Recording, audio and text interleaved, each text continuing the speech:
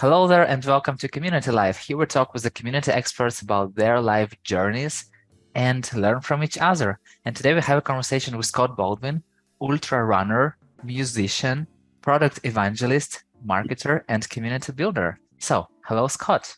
Hey Yuri, how you doing? Yeah, I'm good and super happy to talk to you. And the first question, Giants killed Patrick. It's actually two questions. What is the story behind and why this name? Oh my goodness, I knew someone was going to ask that question. The story behind it actually is a little bit funny, but for life of me, I'm going to have to look it up here, Yuri, to kind of remember the guy. But I'll tell you the story. I mean, the TLDR on it, it's pretty easy.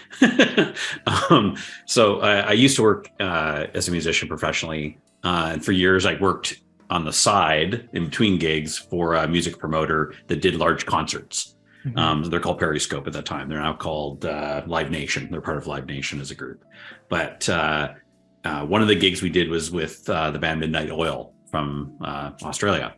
And one of their sound men was a guy, and I'm trying to remember the guy's name just off the top of my head, but it was something like, something Fitzpatrick or something like that. But with the Australian accent, every time he got yelled at, it sounded like they said Giants killed Patrick.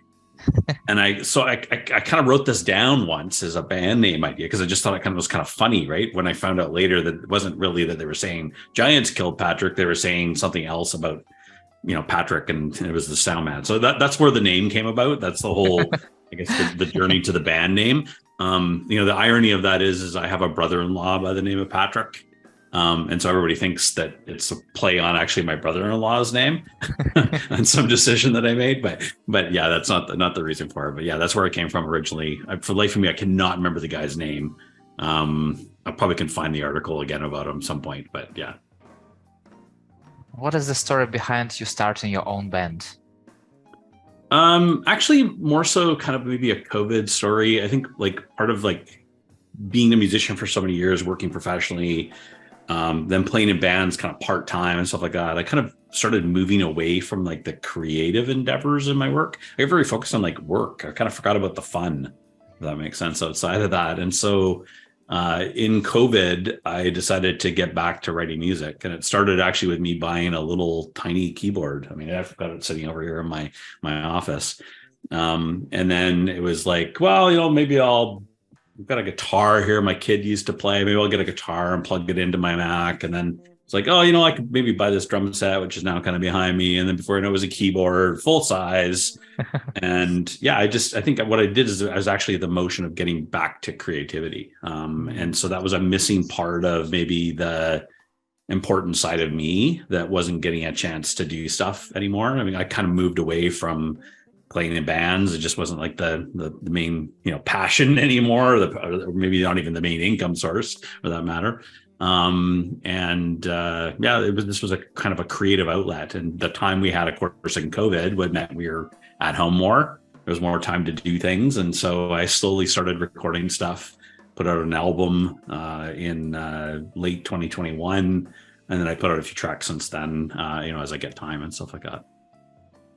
And still, even though it was COVID, people still didn't have enough time. So how did you find this time to mix work and fun? It comes in spurts. It's kind of funny. Like sometimes it'll be like, I'll take just an afternoon on a weekend and just sit down and try to do some stuff. The songwriting music kind of process for some people also varies. Some people are just, you get an idea in a moment and you sit down and you really start writing. The thing just comes out. It's almost like, an easy sentence, an easy conversation with somebody. It just happens, right? Yeah. And other times you kind of struggle with it in bits. Maybe you have like a little snippet that you kind of like, okay, I got something here, but I don't really know what I'm going to do with it. But I need to do a bunch of other snippets, or maybe even come back to that snippet and retool it a little bit different way in order to get some energy out of it or something like that. I mean, I do a lot of my writing late at night in little bursts. So like my wife likes to take baths. So I might like do it. She's in the bath for half an hour or 40 minutes, right? Like just something like that. Because it's like a mental focus, a shift before bed, doing something a little bit different. I'll, dim the lights in here and kind of make it a little more exciting or interesting to be kind of in the space and kind of feel like warm and, kind of in the vibe or whatever. But yeah, it's it's a fun process. The music writing process. It's really creative. It's really sometimes your energy comes from something else, from a different song, from something you heard, just something you had kind of rattling around in your head. I try to lean into that whenever I can. That's exactly what I wanted to ask, because as far as I understood, like you have to have an inspiration and like to start doing it immediately. And but I mean, like some people do that lots of different ways too, right? I mean, the inspiration might have been another song they were listening to. And it's like, like maybe as they're listening to that song, they're hearing like another part that, the artist isn't doing in that song. And it's like a different melody or something like that they feel like, and then they, sit down and write it down, away they go, and they have a whole new song, right? Sometimes that's just, I don't know, maybe it's the sun shining on your face, or like a friend you ran into, or like, a cool moment in your life or something like that you want to reflect on. There can be all kinds of different things that sort of, drive that sort of inspiration. Do you have any weird moment when inspiration came to you? Weird moment. I don't know that I've had a weird moment. I think maybe the stranger place, maybe I write music is probably more in the car. Sometimes like driving somewhere, it's like, tapping on the steering wheel, and it's like, and then I'll pull out like the Apple Music Clips app and start recording something while I'm like, I'll pull over the side of the road and record something quickly just to get it out of your noggin. Like that's probably the weirdest, I guess. I don't know. Like long runs sometimes can be another place maybe where those might happen. But, generally speaking, I'm kind of probably more zoned out in some of those than anything. We will definitely talk more about long runs. Yeah. But for now, let's start from the beginning. Tell me more about your parents. Who are they? What do you want to know about my parents? Like their names, you mean? Like, who are they? Like, yeah. So my parents are both, I guess you could say, retired, which is nice. They're at that age. My father lives in one province over in Alberta, and he used to be a police officer. He used to be a private investigator. He worked as a person running his own company. He was very entrepreneurial, very independent, which was kind of fun to see in his later part of his life. My mother has been living in Mexico for about the last, I don't know, I guess 20 years. She's, I think, fairly independent as well on that side. Being English speaking and moving to a country like Mexico and learning Spanish and having to do all that transition was kind of interesting. But she works part-time as a esthetician, like running her own business and stuff like that as well. So I think that's sort of the entrepreneurial spirit of things are kind of somewhat embedded maybe in my parents a little bit. And, they both come from very challenging life backgrounds. So I think they've also been able to kind of push through the difficulties and come out, with pretty successful lives on the other end of it. And obviously, like, me and my brother as well on that side, I guess being kind of a great output as well. Have you ever been afraid of your father being a police officer? No, because I think I was too young when my dad was a police officer. If anything, actually, I was probably young enough. It was like the classic, like, maybe looked up to police officers, like kind of in that sort of respectful, cool way. Like I remember, I've got pictures of me with like wearing my dad's police outfits when he was doing training and, stuff like that. Like it was, but yeah, I mean, probably if I was older and maybe if my dad had been in more, difficult times in terms of his police work, it might have been a little bit different. Maybe I might have viewed that differently, but I think I was just, you're young at that stage. It's kind of a parent figure in the first place is always compelling and interesting, but also like a parent in an authority position of sorts, that's like a uniform. It's like, wow, that's really cool. You got a police car and a microphone and like all this kind of like, there's all this neat stuff, right? Like, those days they had big flashlights and, like all the kind of stuff. Like it was really very kind of intriguing more than anything, I guess you could say on that side. I've just recently watched the Spider-Man through the metaverse. Not metaverse, but through the universe, not metaverse for sure. And it was fun when Miles had also that police officer and he drove him to the school like, I love you, tell me that I love you. So did your father ever drive you to school in the police car? I I don't remember that. If he did, he probably did at some point, but I don't remember that ever. I do remember a time where he jokingly pulled us over when my mom was driving us somewhere, and made it look like kind of like it was like she was in trouble and she felt kind of really weird. And this guys came up around the side of the car, but it was just him saying hi. But I think that was probably kind of the closest we ever got to that kind of thing. But my dad was always there. My dad was super supportive. Police work, a lot of shift work, and that kind of career and stuff like that. He always made every one of my games, all my sports, showed up for everything that I needed. And both my parents were really great that way, super supportive along the way. And how did your mother decide to transition from English speaking to Mexico to learn new language? Like, how? Yeah. Well, one part, my parents divorced. So that obviously was a crucial moment, I guess, in dividing their directions a little bit. But I think, really, I think she went down, fell in love with this place, fell in love with the community around it. And I think ultimately maybe wanted to be somewhere warmer than Canada. just a little warmer. Yeah. And maybe found her tribe, found her people, right? I mean, much like, I guess you could take that community analogy a little bit there. Yeah. And moved down. And I think part of becoming part of a community is starting to understand how that community works and how it does things. And so she's right embedded in the town, and the people you work with and engage with are Spanish people. And so you have to talk their language. I mean, you have to learn how to speak it, right? So you take your time, you learn what you have to learn, you adjust. And I think, that's a good forcing function, right? A lot of, maybe North Americans that move to Mexico live in little gated communities with other North Americans and speak English and live their North American life the way they do. She wanted to really kind of experience a different culture. I think she quite enjoys it. Have you ever thought about moving to a warmer place yourself? Oh, wow. I think everybody thinks about that, but I don't know that I'd ever would. I think probably if I could, we've traveled a fair bit, but I think of I love Spain. When we go to Spain, I absolutely enjoy it. And so I think of the warmth of Spain as being great, but then I also think of Spain as forest fires, and you're not going to get a lot of water, and climate change and all the other things that are challenging about Spain too at this point in time. And so, Canada's a pretty good spot. We get enough warmth, but it's, seasonal. If you like seasons, we get seasons here, which is good.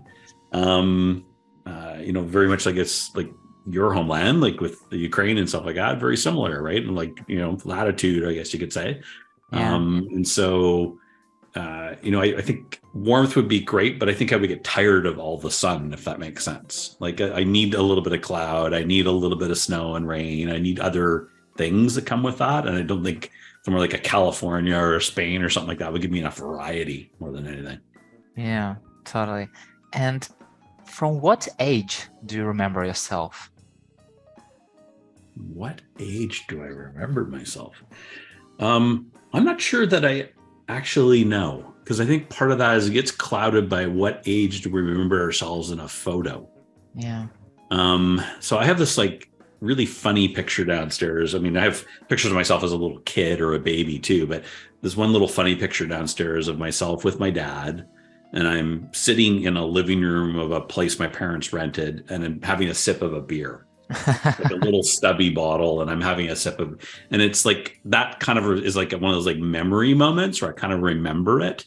There's another one of me with my sort of stuffy toy at that point, which was a rabbit that had lost one of its ears, and I used to hold onto the ear all the time, the leftover ear. And it's I remember that, but I don't remember myself in a particular moment. It's kind of an interesting question. I guess we think of how many things are kind of injected in our memories versus actually, where we become self-aware and have a different frame of direction on ourselves as individuals. I imagine it's probably kindergarten, maybe something like that. At some point there where you're maybe a bit more self-reflective and able to kind of, look at the world from your lens. There are some moments in your childhood which you are definitely experience only yourself. Without anyone, and you can definitely okay, I remember that time. So, what is one moment, one memory of your childhood that comes to your mind right now? I think probably like starting school. Like I think of like those times like starting school was a lot of fun, right? It was a really interesting time, like showing up in kindergarten, first day, meeting new friends, all the excitement and kind of energy of that was really fun. My the nature of my father's work, again being in the police force, was you moved cities a lot. Mm, And so you didn't anchor a lot as a kid in friends and friendships in a deep way, because you knew probably 2 or 3 years from then you were going to get transferred to the next city to do whatever the work was. And so like starting new moments like that, like school or new jobs or things like that, are like probably are pivotal anchor moments for me in a yeah. lot of ways, like moving into a new house, that kind of stuff. It was like there was always the newness of something that was probably the anchor. Yeah. And how did you feel about leaving old friends and making new friends? It was always challenging, like I said, in the sense of the depth of a relationship you could build. Because maybe, I guess in some ways, is you knew you were going to eventually have to go somewhere. And so you didn't take the time to invest in making really deep friendships. You made lots of superficial friendships, and maybe some that were a little bit deeper, but not deep enough, because you knew that friendship was probably going to end, particularly as a child, because you didn't often keep in touch. We didn't have internet to keep email and FaceTime calls and all that kind of stuff, right? So, you kind of lost track of people, frankly, is how it kind of went, right? Like either they moved and you sent a letter a few times, but maybe they disappeared and you didn't get a chance to reconnect, or you never bumped into each other again, or your parents didn't keep in touch, maybe might have been the reason too, right? So yeah, I think that was probably, I guess a big part of things for sure. The I think latter part of my years, like let's call it junior high school and up, we stayed in the same city, which was great. And my dad eventually left the police force and stuff, and so my ability and the friendships that I have there are friendships that I still maintain today. Like, I mean, I still got really good friends from my high school, university years, but those are, because you had the time to invest in them, right? You had time to put energy toward it. Much like essentially even friends I have today, I've been in the same city now for, I don't know, since early 1990s. Like it's like very different to have like long-term friends after a whole life of maybe what might have been very short-term superficial friends. Yeah. So, am I hearing it correctly that you weren't intentionally investing in friendship, knowing that you will move, and when you settle down, like you started doing it?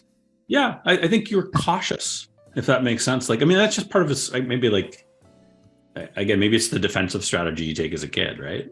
Like maybe it's how you don't, it's not gonna last, so don't put energy into it. Maybe that's why partially maybe some of the activities that I've done have become much more individualistic versus like, group oriented or something like that, right? I mean, I could probably get into a psychological analysis of that, but I'm not a psychologist. But I mentioned there's lots of aspects of my traits that have come about through, some of the past interactions and experiences I had. That also, the flip side of that also made me more adaptable. I could pretty much enter a room and be okay, and I can, make friends quickly, and it's fun and it's easy to do stuff. And that, pays a dividend in the work that I do today, pays a dividend in terms of the relationships I got. And that's okay. It helped me in my music career. It helped me in lots of other places. So there's been pros and cons probably to it. Who you can call your friend? Who can I call my friend? Like, I mean, not names, but like, how do you understand that it's a friend? It's not like a colleague, some person from somewhere, but a friend. I think it's kind of like truly the energy they provide. Like there's I guess an experience of this, of where you're kind of thinking about each other. You're showing care and compassion for each other. You're finding ways and opportunities to kind of consistently reach out and be part of each other's lives, and make contributions. I think it's also part of that that's maybe like the depth. You get beyond the what do you do? Who do you are you? What do you like? What do you like? Like there's like layers of an onion almost getting pulled back over and over and over, where you begin to, maybe they open up a bit more about some of their challenges or problems, or maybe they, are willing to tell you a little bit more about their family and their past experiences. You get introduced to some of their friends and their network. It is a slow process of building a relationship, but it's also one of, a trust exchange, right? And maybe the more vulnerable that we become, the more open others become to giving us their vulnerabilities, and it kind of becomes a bit of a snowball effect from there. Yeah, and from your perspective, is it possible to be an online friend? I think it is. I mean, I've got places where those exist. I wouldn't say there's a lot of them, but I think back even to the early days of blogging, as an example. There were a lot of people who I met through that medium. And then I think of even people like in Twitter too. I've got some people in Twitter that I've known for a long, long time and had lots of conversations with about things. And we've kind of opened up about stuff, but we never met even a lot of cases, right? So it's like, I think it is possible. It's maybe a little bit more challenging. But it's also like, where do people want to meet? How do they want to engage? And for some people, online is the written form, for that matter, is a easier way for them to express things, to communicate. Whereas for other people, that's not a great form. Like, they need something else. And so it probably depends on the individual a little bit.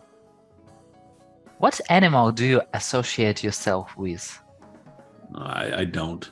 To be honest, being a human is enough. Okay, I understand you. Yeah, I mean, we had a cat up until COVID, but I'm not a cat. Got the sun in my eyes here, but I'll move over a little bit. But yeah, it's I'm not sure that I associate myself to an animal. Yeah. So, what does running mean for you? Well, running's been super huge part of my life. Unfortunately, like a couple years before COVID, I think it was like 2018-ish, I tore the meniscus in my left knee, which caused me to take a couple years away from running, which has been kind of weird. But running overall has been a few different things for me. It's been an interesting just challenge, to try something that I was kind of okay at, maybe kind of dripped and drabbed through my whole kind of like high school and junior high life and stuff like that. I kind of got away from it at times and came back to it later. It wasn't like this consistent thread where I always ran.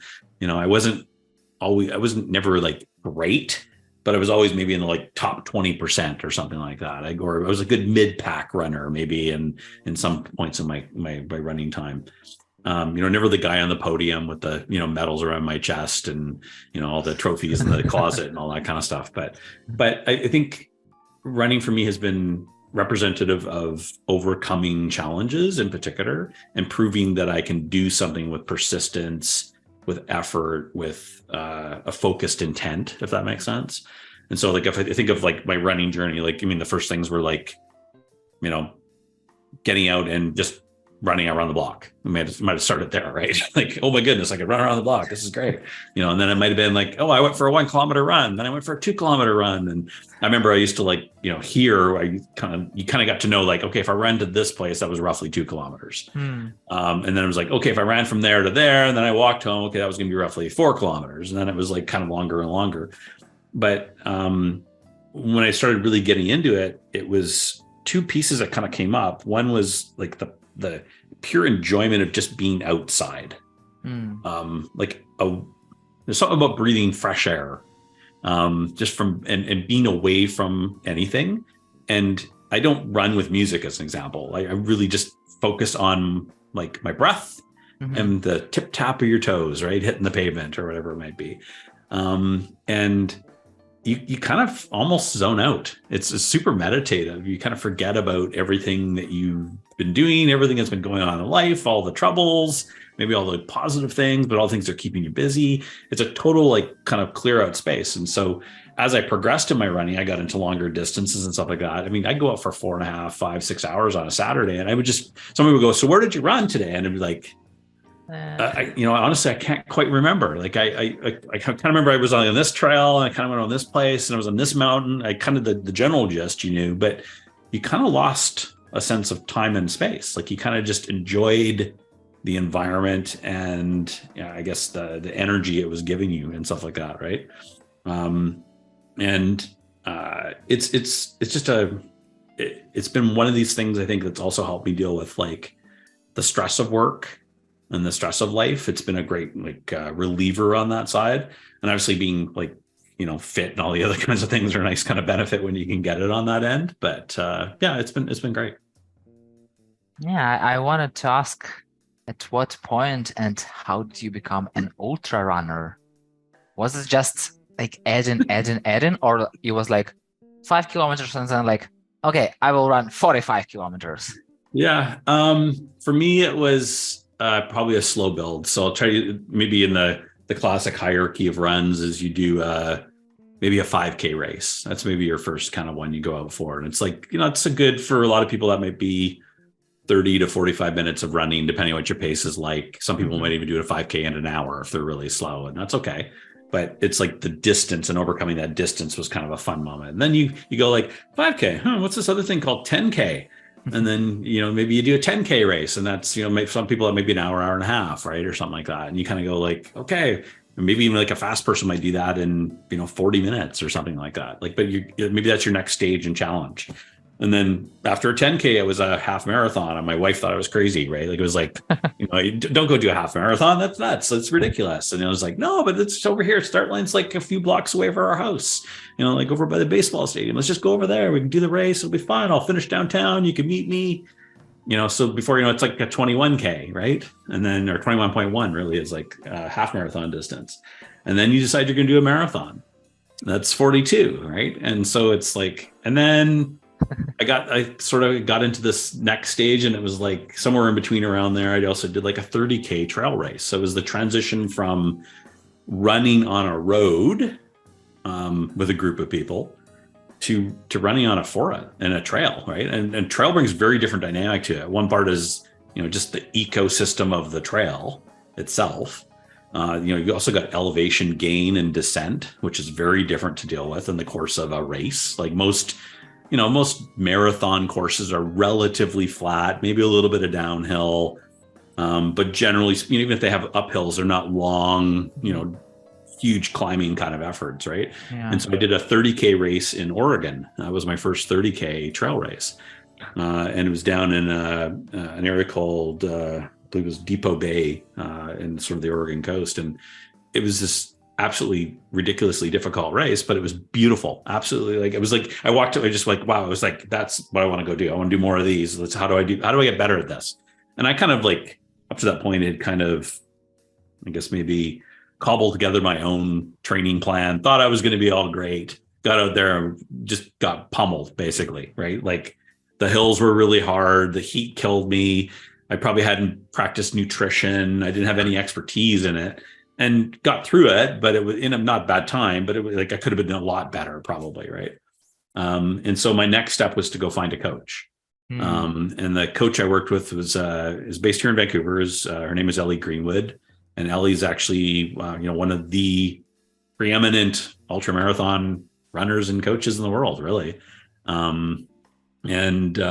She just helped me with a training plan and the execution that was sort of part of that. I built it into my work day after you sort of commute to work by running. Get up really early in the morning, and I get to my desk really early, all showered and ready to go. And like, it just became part of the thing. Right. And then before you know it, it was like doing your first ultra marathon, which was, 50K or greater basically on that case. Then you get the bug. It's kind of like, we start planning your holidays around like where you can go do a race. And, you start figuring out like the next challenge, and you start talking about other crazier things that you might go do. Like, at one point, I think even pre-COVID, I was looking at like going and doing a running sort of trip in Japan before I tore my meniscus and stuff. It was like, but that kind of thing was like, that's what kind of happens. It gets in your blood, right? Like everything, the people you start meeting are people that are running, and you go to pubs with friends after runs, and like it's the track club over here becomes your Tuesday night thing that you go socialize, and like it becomes very consuming at times, right? And fun. But now it's like, yeah, it's now my my mileage is much less with the torn knee. It's a little more difficult to get up. But yeah, at some point maybe I'll get back to running more of those in my years. Is it an obsession? It certainly can become one, without a doubt. I think for some people they're incredibly defined by it, and so for some runners, when that say injury moment comes, or when maybe they have to pull away from it for some other reason or something like that, it really actually hurts their definition of who they are, because everything about them is enveloped in running. For me, I wasn't like, I had other things around it too. So it hurt in the sense of the loss of routine. It hurt in the sense of maybe the loss of like those big moments of kind of triumph, if you want to think of it that way, of like overcoming hurdles. And it hurt definitely in the sense of not being able to exercise as much.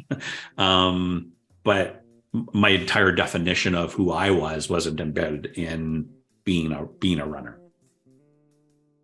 We had a conversation with Chris Catania, and he told this phrase that you either running from something or to something.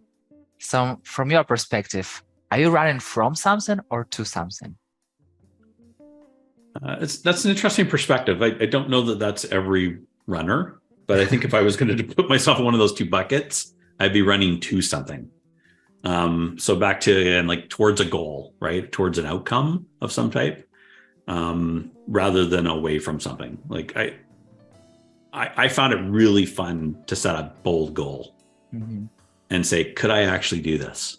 Like, and watch other people around you go like, you're ridiculous. There's no way you're going to do this. Or I can't believe you're doing this. Right. Like, so there's something about, I think maybe on my end, more the running to than the away from. Yeah. Tell me about your collection of beer glasses from ultramarathon trail races. Yeah. I mean, they give you those typically at most races at the finish line in a lot of cases, not all cases, but some. I don't have a lot of them. I have some pint glasses from some of the races in Oregon. I have a nice metal kind of cup, like more like a camping style cup, I guess you could say, from one of the races I did in Washington State, which is really nice. But yeah, they're kind of a memento, right? They're kind of a fun article to kind of remind you of that moment. One of the other things I do often is I frame the race numbers from those bigger races in a small like frame. And so again, it's just a nice way to look back on an event. A lot of times they give you shirts sometimes too and stuff, but like you lose the shirts, they wear out, it could be in any number of different things. But those little things they're artifacts. They're like, markers of like, yeah, I did this. It's an accomplishment. This is the thing I set out to do. I overcame, whatever hurdles to get there, from a training perspective, from a effort, time, whatever commitment. And they're fun mementos. I mean, they still get used maybe for the occasional beer too, but Totally. You have few Twitter accounts. One of those is Benry Ideas, account remembering things of note and inspiration. So how do you get those inspirations? Often it's reading. And it's funny enough, it's not reading online. It's like coming across something in a moment. And so there's the sort of concept of that particular account is what they call commonplace book. And some people keep those, they keep them in a journal, they write them down in that way. Might have been something they just bumped into. Could have been maybe a section in a book, a slight little article. It might have been a newsletter someone sent you. It could have been I don't know, you heard someone talking in a cafeteria or something like that. And it was like, oh, that's really like kind of just like that, little light bulb moment, right? That kind of goes off. And so I've used that account as just a place to put those. I was joking actually a while back. I'd love to actually take them all out and make a book of it. Because it's actually a lot of really interesting stuff. Sometimes it's observations too that I'm having individually. So it might not be something I'm hearing from someone, but actually something that I'm thinking of. Like might be in terms of how I'm engaging with people, or how I'm managing someone, or how I'm interacting with my son, or a friend or a colleague or something like that. Just kind of like a lesson learned that would be good to convey to other people if they were, maybe they'll get some inspiration from it. So I use that as kind of a place for that, right? If you want to think of it that way. How frequently do you revisit or reread what you added there? Quite often, actually. I find it fun. That's a fun place to just scroll through, because it's amazing how many things we maybe come across in our lives and we put them somewhere, but we don't ever kind of return to them. And so it can be, again, back to that moment of you need a boost, you need a remembrance that, life isn't all that bad, that the world's not going to hell in a handcart. There are some positive things. That can be a place sometimes that can be that kind of reboost of energy, and can be really fun to look at. The other piece sometimes too is you go back because somebody's actually asked you about something, or maybe needed a fun quote for a speech, or something like that, right? And you've got I know there was one in there, that I'd love to be able to find, but I just don't know what it is, and so I might go back and do that, that kind of effort. How do you feel about making typos? In my posts? You mean? Maybe in your post, maybe in writing, I don't know. Maybe even seeing somewhere typos. If I see a typo, I'll probably fix it. I'll be honest with you. Probably the person who does edit Slack messages when he makes a typo. So maybe a bit of a perfectionist on that side. So I think I'm okay with one being there, but if I see it, I'll probably fix it. Maybe it's something like Twitter, where I think of it as in the moment, it's if it's there, it's there. So if there is a typo in one of mine, it's probably going to stay there, right? Exactly. How do you choose what book to read next? Oh, wow. Same thing as a lot of that is something else I'm reading that then leads me down a rabbit hole, sometimes about a subject, or it might be something about a particular author or situation or something. So I'll use an example.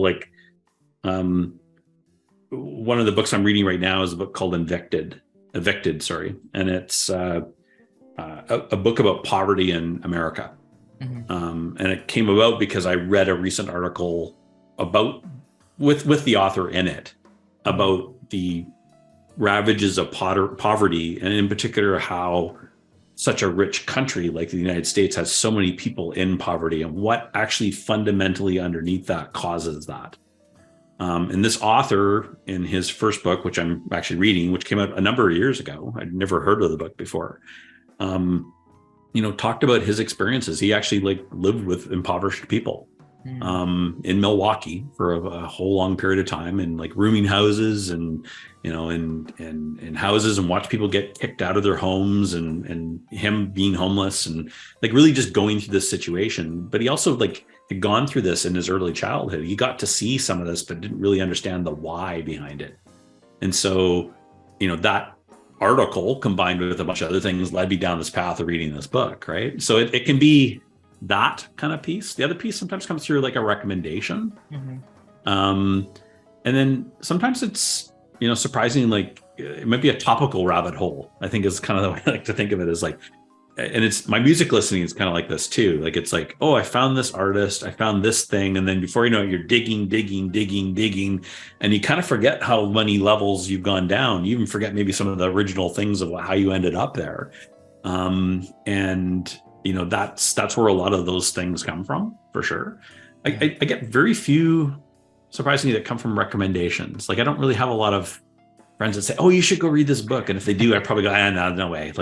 Someone else has read it, I'm probably not going to read it. I probably try to find more kind of different things. Something might kind of spur my thoughts. Yeah. Or and it also might be too, like just browsing through a bookstore, right? Like, I mean, I used to work in the book industry years ago. So, you know, working in bookstores, you kind of have this, you know, love of like digging for that little hidden treasure and stuff like that sometimes. And so it might be that kind of thing that maybe, you know, takes you off again on a tangent. But often, yeah, it's me consuming one thing that leads to me leading to another thing, which leads to another path. Before you know it, I read 10 books on a topic and I didn't realize it or something like that. Yeah. Do you always finish a book after you've started reading it? Always. It drives my wife crazy, actually, because no matter how bad the book is, I will always finish it. And it's like if she doesn't get into the book in the first little while, it's gone, right? Like she'll put it down. But I also like to revisit a book sometimes too. So sometimes books take on a different lens at different points in your life. And so it's fun to go back and reread a book occasionally. You know, something that might have been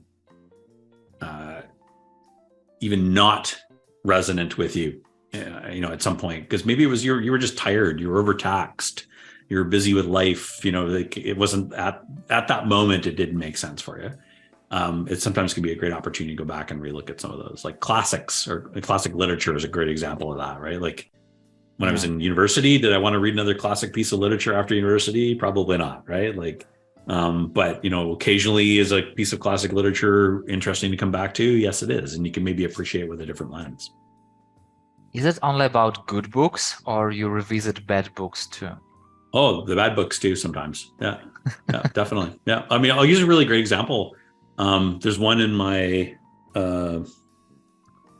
commonplace stuff on Twitter there, the Better Ideas thing.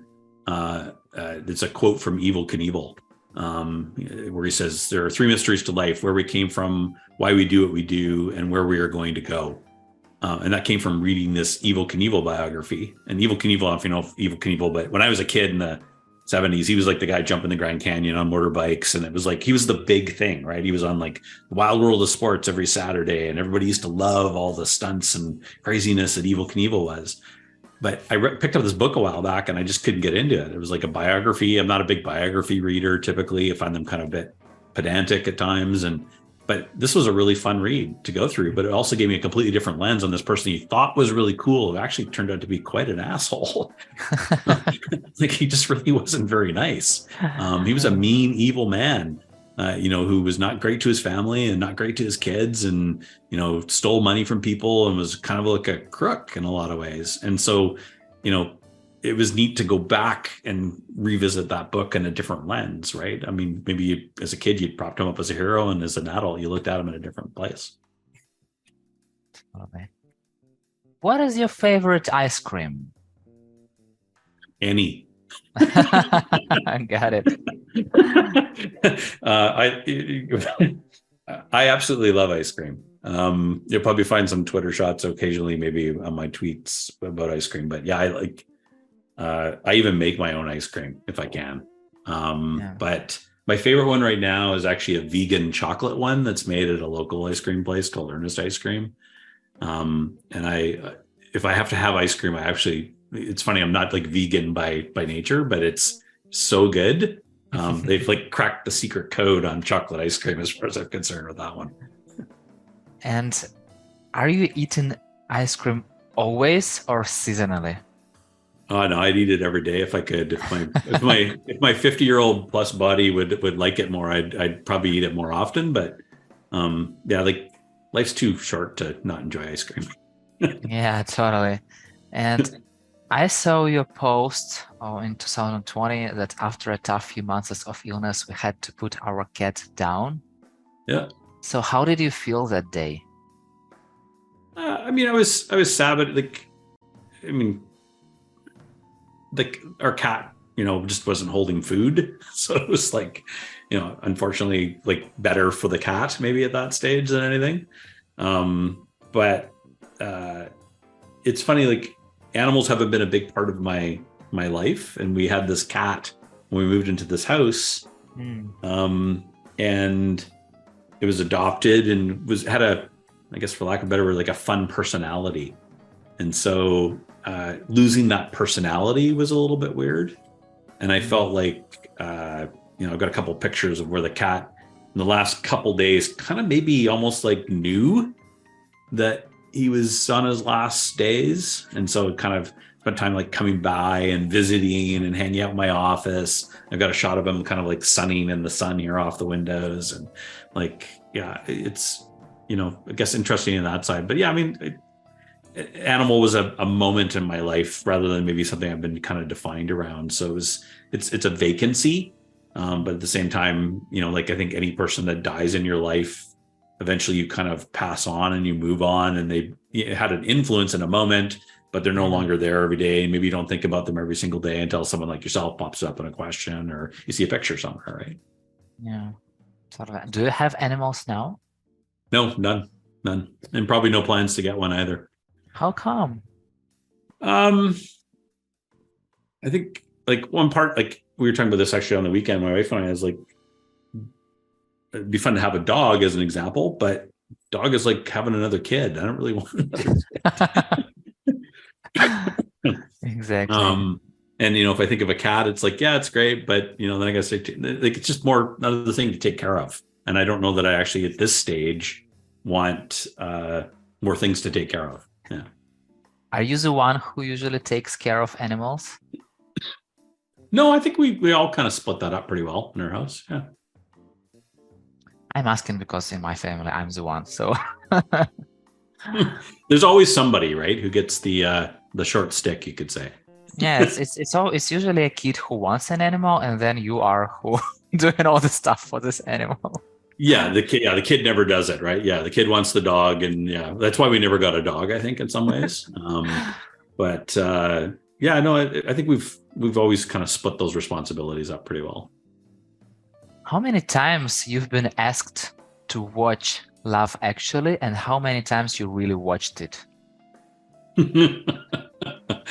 I get asked to watch that before every Christmas. My wife and my son love it. And I have watched it literally every Christmas since I've been married. So like that's, yeah, did I ever watch it before? Did I ever enjoy it? Not really, but it's, I guess, probably grown into a habit now more than anything. Not quite to the point where maybe I know every piece of dialogue, but yeah, it's definitely ingrained in the tradition of Christmas. Yeah. Close to it. Are you enjoying it now? There's still little moments that are kind of funny.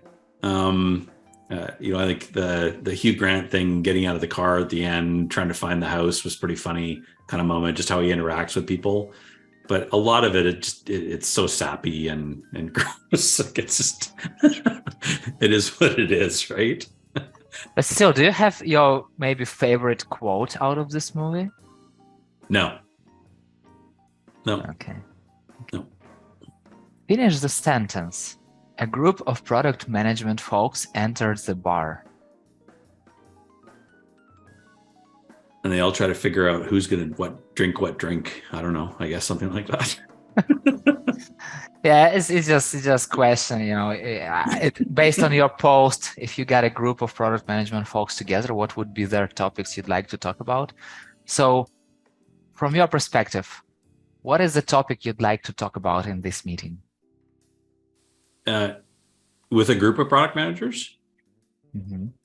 I'm always just, I guess, like curious on the underlying core challenges that they have in this role. Like, so, I mean, I came from a product management background prior to this. I work with product managers every day in our community. And my space obviously is super meta because we also work for a company that makes software for product managers, right? So it's like, product management is kind of the underlying theme and everything in that. But I'm always curious about like the challenges they have. It's a very difficult job. I read a piece the other day, where someone had kind of put up with the idea, sort of concept of product management being like a conductor of an orchestra and having to get all the musicians essentially, to play in the same key and also produce something lovely in the end that comes out of that. And that's one, interesting analogy. But I also think of like, product managers are also juggling a lot of different parts of that. They're dealing with the syncopation of different teams and the pace in which they might interact with one another. And they've got, lots of personality dynamics they've got to deal with in different people. And they're kind of the influencer in a lot of ways of action and direction, but they don't really have a lot of authority over the people they're working with, and they're really part of an ecosystem. And so I'm always really interested, I guess, in just like that core underlying, like, where is your pain? And then what can I do in some way to help you solve that pain in the context of my job, right? That's like, what's the best thing that I can produce or create that's going to help you be better at that job? Do you always can help? I wouldn't say that I always can. No, I think there's places where I can't, for sure. And maybe that's the benefit of a community in some places, right? Where like the community can help. Like, who else can help? Is there somebody else with a lens on this or something? Sometimes there isn't too. Like, it's just, the nature of, I think a lot of the work that we do, whether it's product manager or other work in general, is it's hard to sometimes quantify that into a set of specific actions that everyone can take. And that if they follow this exact playbook, the outputs will match essentially the outputs that you have. There's so many other dimensions to that, of like how you show up as a person, how you interact with people, who are the people you are working with, like all those things can all play into positive outcomes, negative outcomes, right? And you won't always have someone or the answer to the particular problem that people have. And how do you feel about giving an advice for somebody? How do I feel about giving away? That's an interesting one, I think, because part of it is like, I'm happy to give advice, but I always put a caveat around it, I guess, of like, it is just that advice. Put your own lens in this input. Use this information however you want. And I think probably the other side of that too is there's always the classic like imposter syndrome that goes in that, right? Like, is my advice good advice? Do I have enough experience to give you this advice? Is my lens valuable? Whatever. Like, so I'm more like, I guess when a lot of people ask me for advice, it's like, I'm there to listen. I'm there to give you a perspective, but I encourage you to get other people's perspectives as well, because mine's not the only one. Yeah. Scott, yeah. I wish to have the sky as the limit to our conversation, but time is the limit. So okay. Let's jump to the rapid fire questions. Are you ready? Okay. I'll try. Scrabble or book? Scrabble. Cooking or eating? Cooking. What are your favorite color and song? Blue. And favorite song, I'm going to say At Last, which was by Etta James, which was my wedding song. If you were a superhero, what superpower would you have? Vision. What kind of vision? Like, be able to see through things. Who do you learn from in the community world? Name one person. Oh wow, one person. Can I just say you? No, it's cheating. One person. Right now I'm learning a lot from Demario Bell, who works at Cultureamp. I'm really enjoying some of the stuff he's doing, and learning a lot about how he empathizes and works with his community. Name two people who I should definitely have this conversation with. Do they have to be community people? Connected with community. Okay. I think you should talk to Esther Trappendow. She works at Amplitude. She's helping to do the growth kind of marketing side of Amplitude's new community. I think she's doing some really, really great stuff. And I would suggest you talk to Demario. Got it. Yeah. Is there one question that I definitely should have asked you but didn't? Huh. I don't know. Hobbies, maybe? Famous last food I ate? I don't know. Like. Okay, there are two questions. So what hobbies do you have? My other hobbies outside of this running thing and the music thing largely are cooking. I'm a huge fan of cooking and really quite interested right now in cocktails. And like the mixology side of things and the experience that's sort of part of that. It's a really interesting craft kind of space. A lot of interesting stuff, but also a lot of foundations that are really quite unique. And what was your recent dish you prepared and enjoyed it? Recent dish I prepared. Let me just go back. We've got this Slack channel. Slack channel with food. With food. Yeah, we call Okay. it Talk Recipes. We like to post stuff in there of what we're eating Nice. and making. But I think, last thing I made that was really interesting there was a pork loin with a mustard and cream sauce with roasted yams. And I did this slow cooked fennel that was just unbelievable. Like I've used fennel like often in salads, like chopped it up with Parmesan and lemon juice and stuff. And I like the taste of that sort of anise, but it was like really slowly cooked, sauteed for a long period of time with a little bit of like stock and stuff like that added over time.